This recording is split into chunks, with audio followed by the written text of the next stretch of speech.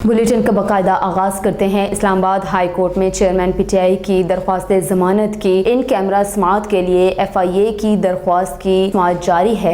Special प्रोसिक्यूटिव in camera समाअत की दरख्वास्त की दलाइल दे रहे हैं। चेयरमैन पीटीआई की 9 मुकदमात में जमानत होगी या नहीं। इस्लामाबाद हाई कोर्ट के चीफ जस्टिस आमिर फारूक और जस्टिस तारिक महमूद जहांगीरी आज फैसला सुनाएंगे।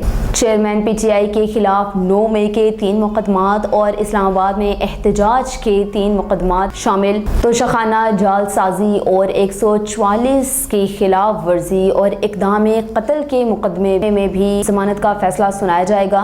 इस वक्त सूरत हाल क्या है, बात करेंगे CNN के नुमाइंदे आरिफुल्लाह से। जी आरिफुल्लाह। चेयरमैन पीटीआई के खिलाफ जो 9 मुकदमात हैं जिनमें उनकी जमानतें खारिज हुई थी, उनकी पर जो फैसला है, बड़ा अहम फैसला है, वो आज सुनाया जाएगा।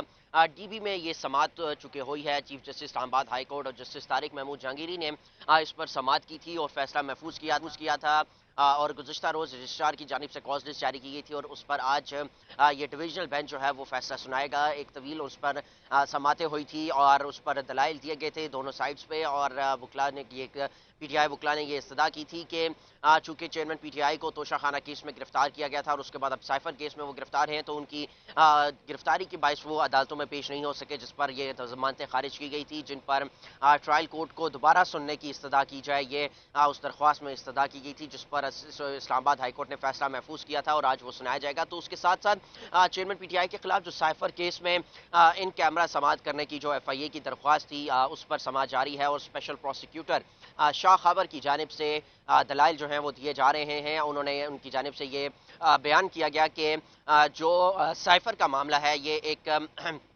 बड़ा अहम मामला है। इसमें कुछ ऐसे दस्तावेजात हैं जो ओपन कोर्ट में नहीं रखे जा सकते, जो जिनके लिए इन कैमरा समाअत लाजमी है, क्योंकि इसमें ऐसे दस्तावेजात हैं जो दूसरे ममालिक के साथ मिलते हैं, जिनको ओपन कोर्ट में नहीं रखा जा सकता। उससे दूसरे ममालिक के साथ जो ताल्लुकात हैं उनके ख़राब होने का खदशा भी है। तो चीफ जस्टिस ने इस पर इस्तफसार किया कि जब इस पर फैसला जारी होगा, वो तो ओपन फैसला होता है, वो वेबसाइट पर जारी होता है, तो उसका क्या करेंगे। तो जिस पर प्रोसिक्यूटर जो एडिशनल अटॉर्नी जनरल हैं मुनव्वर इकबाल दुगल, उनकी जानिब से जो है वो दलाइल दिए गए, उनकी जानिब से पॉइंट्स बताए गए कि किस तरह ये केस जो है वो इन कैमरा हो सकता है। तो इस वक्त शाह खबर जो है स्पेशल प्रोसिक्यूटर एफआईए के, उनकी जानिब से दलाइल जो है वो दिए जा रहे हैं। आप तफसीलन बता रहे थे, बहुत शुक्रिया।